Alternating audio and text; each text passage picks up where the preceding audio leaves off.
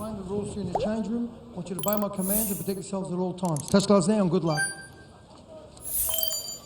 You see the 2-inch height advantage for Cherneka Johnson as the two go nose to nose in this championship bout scheduled for 10 rounds. Again, Susie Ramadan, the former world champ. You heard all of her credentials.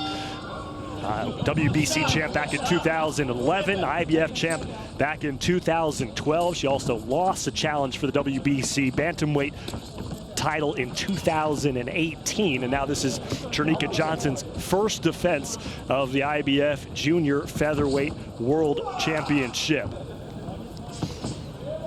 Bit of a crossroads fight here between the young champion in Johnson and the very experienced Ramadan.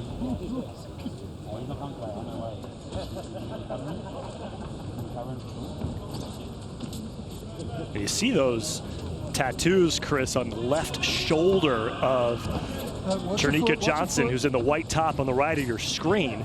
Johnson is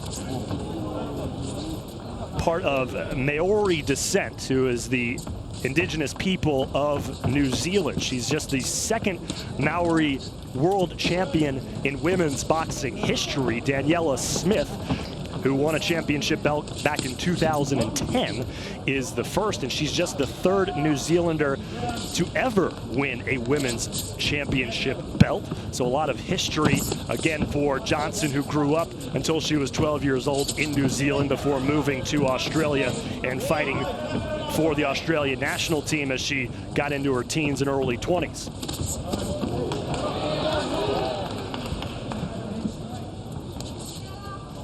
Ramadan being very busy. She's got that in and out style. She lets her hands go. Much more of a combination puncher than Johnson is. You see Johnson taking her time, finding her range, using her jabs. She has very good hand position, keeping her hands in that defensive posture and throwing from there.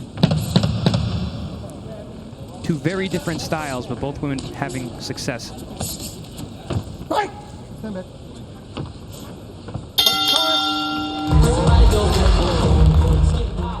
You're seeing older fighters older female fighters still be successful. Mm-hmm. Then you've got the 2-minute rounds, of course, which yes, obviously helps things as well.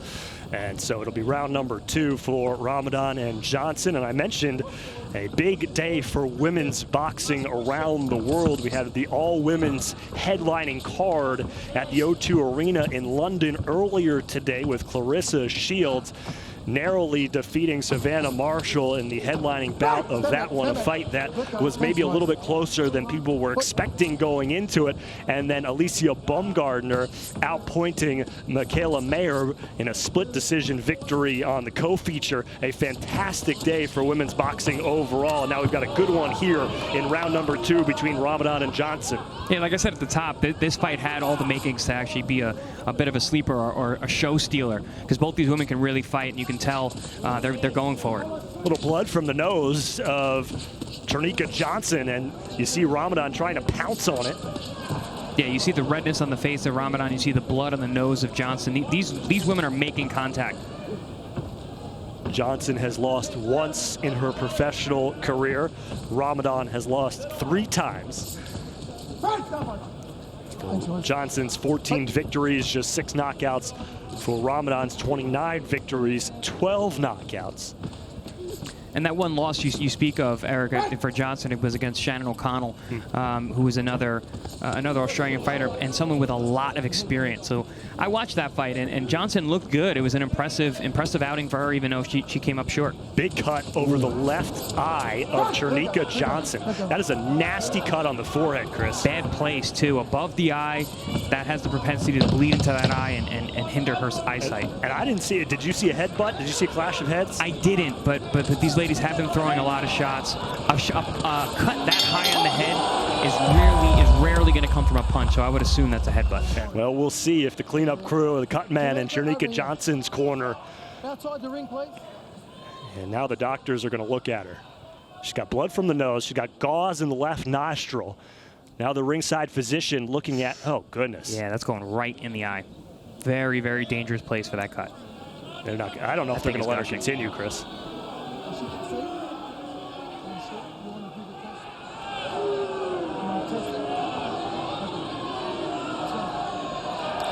You hear the referee asking the doctor if he wants to test it. We'll see how long the test lasts. So an accidental clash of heads in round number 2. The Vaseline has fallen completely out of the gash. Now the blood is all over Susie Ramadan, who looks disgusted. Yeah, I think she got a little bit in her mouth, and she made note of that. You know, Cherneka Johnson, you gotta give it to her. She gave the right answers to the doctor. You know, it's a very easy way out from any of these situations. You say you can't see, but she said she wanted to fight, that she said she can see, so the fight goes on. And now she's the aggressor here in round number 3. And I don't know if you caught it, Chris, but it sounded like the ringside physician wanted to stop the fight, and the referee asked, "Do you want to give it a test? Do you want to?" And the physician took a long look and thought about it hard before allowing this 3rd round to begin. And not even halfway through the 3rd round, and the blood continues to pour out of the forehead of Cherneka Johnson. Watch here when you're going in close. You know, I'm glad this fight is going, because I feel like it was just heating up. Both these ladies have been landing a lot of leather. Keep your head up. Keep your head up. It was a good exchange at the end of round number 2 after the headbutt. I think Ramadan's is fighting a very good fight. She's being busy. She's overwhelming Johnson a little bit, especially taking advantage of the fact that she might be hindered in her sight.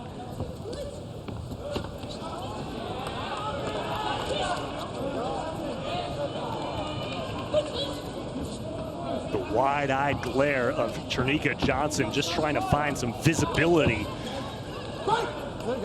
behind that stream of blood.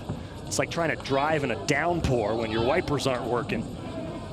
Another thing about blood is it stings. If it gets in your eye, it doesn't just make you blink, it actually burns. Very uncomfortable to fight through cuts. Well, credit to Johnson for fighting through. I just don't know how much longer they're going to allow her to stay in this fight with that cut. That thing is bleeding a lot. There's blood droplets all over the center of the ring. Let's see what his verdict is before round number 4. Again, a lot of jelly, Vaseline on the forehead. That came off almost immediately after the start of the last round. And doctor says, okay, here we go, round number 4. Fans like it. 2 Australian fighters giving it their all. As we move into round number 4 between Susie Q. Ramadan and Cherneka Sugar Neekz Johnson for the IBF Junior Featherweight title that Johnson has in her first defense of the belt against the former champion Ramadan. A good overhand right by Ramadan, targeting that forehead and that gash. I like what Johnson's doing here. She came out with a stance like she needs to be in control. She needs to be the boss. She's coming with that high guard, come behind that left jab. She knows that the clock is ticking on that cut, and she needs to put some rounds in the bank. Ramadan, you heard, and a no knockdown push. You heard a moment ago Ramadan getting warned for punching in the back of the head. A push from Johnson there, and Ramadan pops right back up. Good combination from Cherneka Johnson. Cherneka's getting that upper body movement. I think she started a little slow those first 2 rounds, was a little overwhelmed by Ramadan, but now she's asserting her will and her physical strength. Chris, does the game plan change when you're fighting someone who has a cut like that?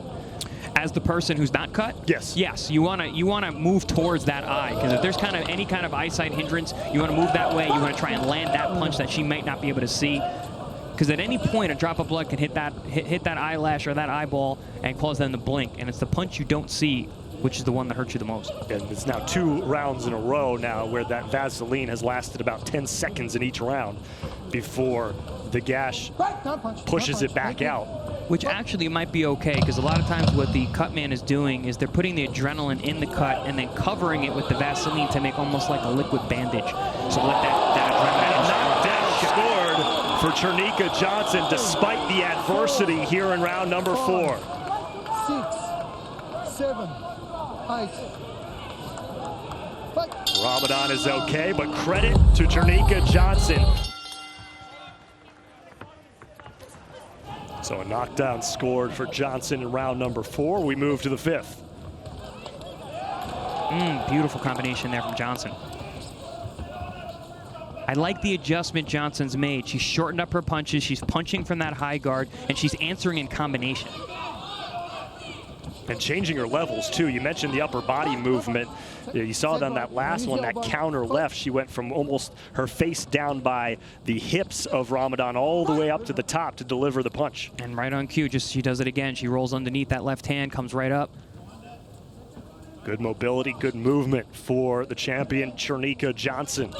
Yeah, it seemed like those first 2 rounds she was a little stiff. She was getting outworked. She wasn't having that. She didn't have that fluid upper body movement, which is why she might have caught that headbutt as well. And you mentioned it there in that early in that 3rd round, Chris, but probably a good point to bring up again is that cut over the eye of Johnson almost forced her to get more aggressive than she wanted to be because she needed to bank the rounds. Absolutely, yeah. She got very dialed in after that 3rd round.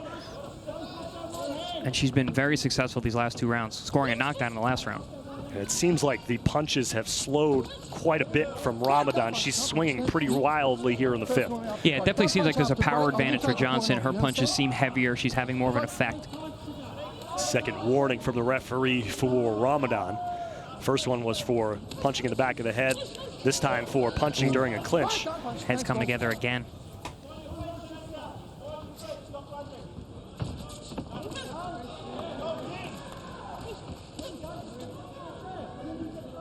You had mentioned what to do if you have someone in front of you who's cut. Doesn't really seem like Ramadan is taking advantage of that. She's just fighting her fight. She throws combinations, she throws punches. She doesn't seem like she's too cerebral when it comes to what's going on with that cut. And there's significantly less blood coming from that forehead gash than we saw in the 3rd round. You see the top of Cherneka Johnson. That was white when this match started, just soaked in blood, mostly coming from that 3rd round where it really opened up after the clash of heads in the 2nd. Johnson has regrouped. She had the knockdown in the 4th, and she has been in control here in her first title defense at the junior featherweight level and fighting a very formidable challenger in the former champ Susie Ramadan. And Johnson has looked really good after a slow start in the first round and a half.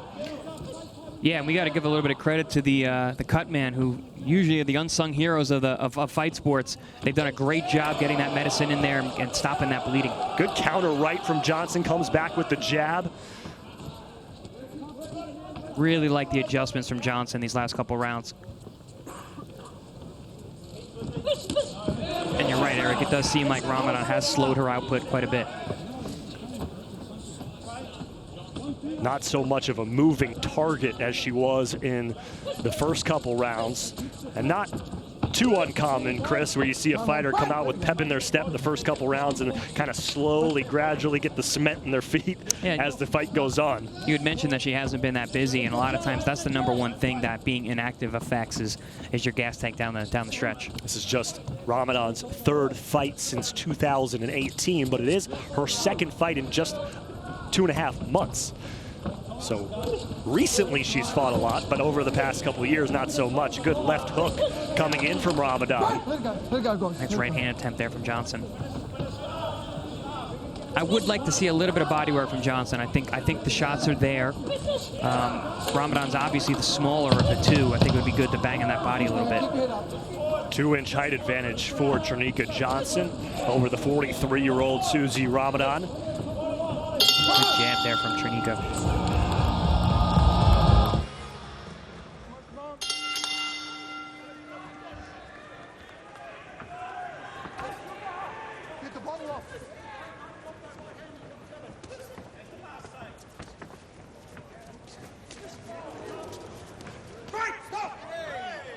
That's your last warning. The next back of the head will be a point off. Okay, the next back. Second warning for punching in the back of the head for Susie Ramadan after she landed a stiff left jab. Thanks, guys. And now you see Ramadan, every time there's a clinch, looking over at the referee, but sarcastically. Not happy with the warnings that she has gotten throughout this fight. Oh, good counter over the top from Johnson. That's exactly what her corner told her to do.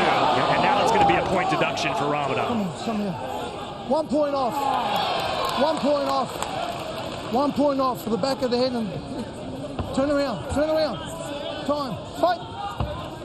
You know, and I don't think that's so much a malicious rabbit punch as it is that she's getting tired and she's getting frustrated. She's not able to land like she was earlier. Minute to go here in round number 7 for Cherneka Johnson's IBF Junior Featherweight World Championship. Good action here. As you see the mobility, the upper body movement that Chris Algieri talked about earlier from Cherneka Johnson, and catches Ramadan with the left as she was going away. That's been a common interaction between these two, is that Johnson will pull back from one of those swinging wide shots and come back with her own hard, solid jab. Good adjustment from Johnson. Yeah, Johnson has looked every bit the defending champion here in her first defense. Oh, another beautiful overhand right, timed perfectly. Going back to the well once again with that overhand right. And it's been Johnson almost exclusively standing in the center of the ring for this entire fight. And might give you a reason why Ramadan has tired a little bit, because she has been moving in circles now through 7 rounds.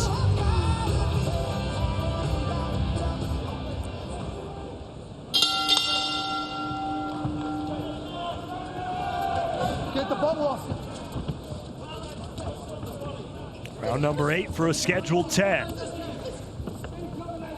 The fight following this one will be a fight for the vacant WBO International Junior Bantamweight title between Norberto Jimenez and local hero Andrew Maloney. Both Andrew and his twin brother Jason fighting on tonight's card as the 2 female fighters go tumbling to the mat.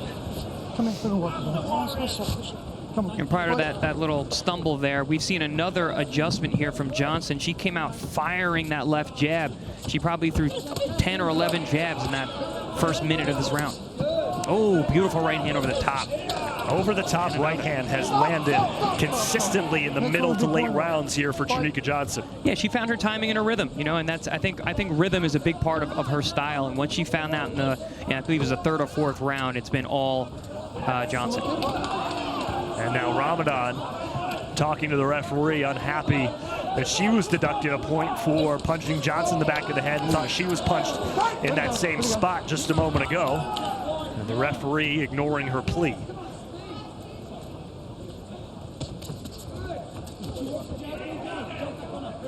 Johnson's having a great round. She just needs to keep it simple. Like you said, she's staying in the center of the ring. She's the bigger, stronger of the 2. She has tighter technique. I'm going to tell you, I took a point off you for not stopping. Over there. 1 point off for not stopping. Wow. 1 point off. 1 point off for not stopping. Don't stop. Let's go. Fight. Second point deduction for Susie Ramadan, this time for not listening to the referee's instructions and not stopping at his command. She was warned for that earlier in the fight, so now she's been deducted a point for punching in the back of the head, and now a point deduction for not obeying the command of the referee. There's that combination I was talking about from Johnson. She pulls off, she makes Ramadan swing, and she comes back with that hard left jab, and then back to Ramadan land a right hand as well. So now Ramadan knows, Chris, she's going to need a knockout to win this fight, given the points that she has lost on the card.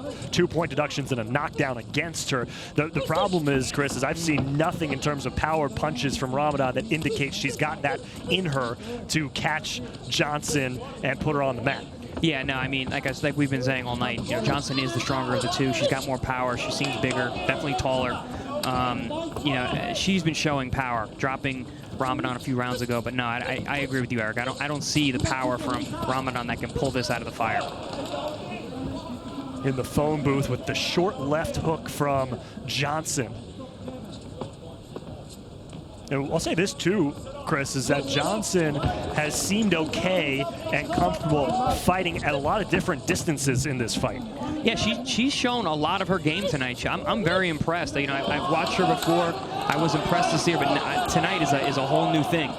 Went down to the body with the right hand and then caught Ramadan on the chin with the left hook. Just missed with that left hook. Needs to be a little bit lower, but it was beautifully timed and placed. That's it. There's a little shoulder on the inside from Ramadan. Old veteran tricks.